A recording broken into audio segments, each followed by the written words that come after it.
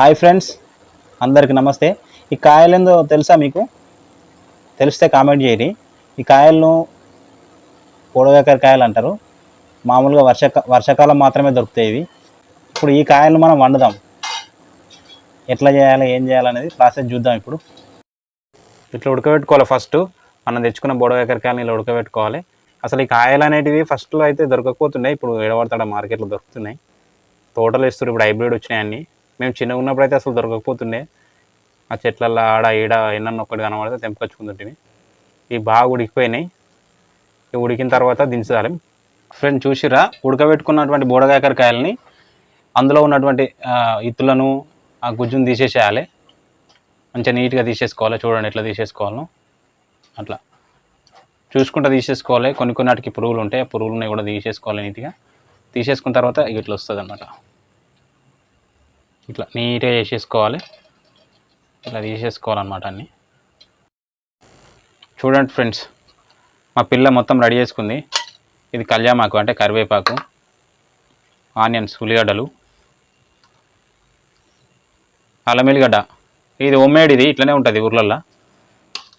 ఇక తీసుకున్నటువంటిది బుడకాకరకాయ ముక్కలు ఇవి. ఇంక ఇంట్లో పసుపు, జీలకర్ర అవన్నీ పోపిత్తుల డబ్బా అంటారు మా దగ్గర, అన్నీ ఉంటాయి. అవి వేసినాక చూపెడతా.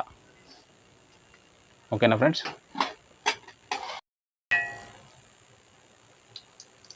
ఆయిల్ పోసుకోవాలి ఫ్రెండ్స్, తగినంత ఆయిల్ పోసుకోవాలి. పోసుకున్న తర్వాత ఆయిల్ కొంచెం గరంగా అనేయాలి. గరం అయిన తర్వాత దానికి కావాల్సిన సామాన్ వేసుకోవాలి. సామాన్ అంటే ఏముంటాయి, జీలకర్ర, పసుపు, ఉల్లిగడ్డ, అల్లం వెల్లిగడ్డ ఇవే ఉంటాయి. మా పిల్ల జీలకర్ర వేసింది ఇప్పుడే, చూడరి. అంటే ఇది బుడకాకరకాయ కూడా, కాకరకాయ అయినా బుడకాకరకాయ అయినా కానీ ఒకరోజు ముందు వండుకోవాలి. అందుకే నైట్ వేస్తుంది, రేపు మార్నింగ్ బాగుంటుంది. అట్లా ఆనియన్స్ వేస్తుంది చూడండి.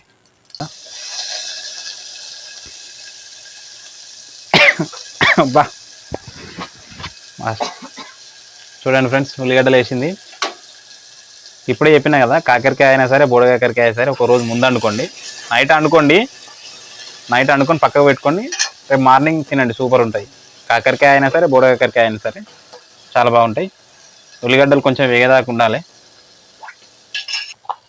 ఉల్లిగడ్డలు మంచిగా గోలినాయి కదా, చూడండి. గోలిన తర్వాత కరివేపాకు, ఫ్రెష్ కరివేపాకు, మంచిగా ఫ్రెష్గా ఉంది. చూడండి ఒకసారి. మంచిగా కలుపుకోవాలి.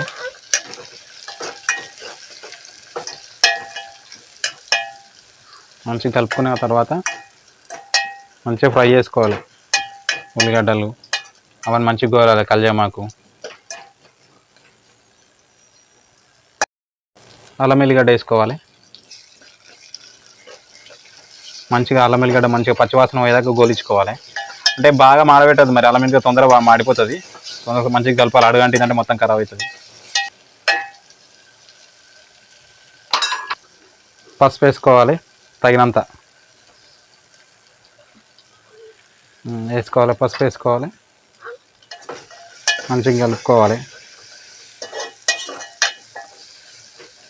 చూడండి ఎంత మంచిగా కనబడుతుందో. బాగా మాడిపోనియద్దు, పోసు మాడిపోతే మంచిగా ఉండదు కర్రీ.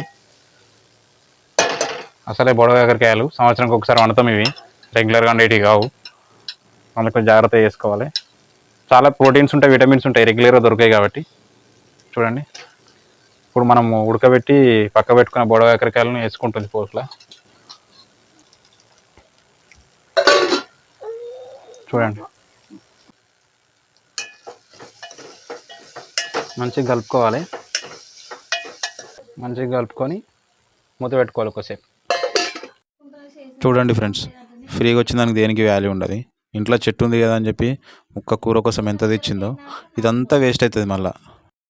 ఇలా నూనెలో మంచిగా గోలిన తర్వాత మంచిగా కలుపుకొని చింతపులుసు పోసుకోవాలి.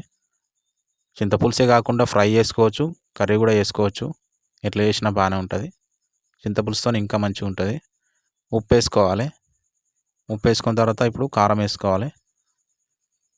కారం వేసుకున్న తర్వాత మంచిగా కలుపుకొని మంచిగా కలిసేటట్టు కలుపుకొని మూత పెట్టేసేయాలి. 20 నిమిషాల తర్వాత మన బుడకాకరకాయ పులుసు రెడీ అయిపోయింది. చేయడం చాలా ఈజీ. మేము చెప్పినట్టు చేయండి, చాలా బాగుంటుంది. ఇలాంటి వీడియోల కోసం లైక్ చేయండి, షేర్ చేయండి, కామెంట్ చేయండి, సబ్స్క్రైబ్ చేసుకోండి. Thank you for watching. Bye.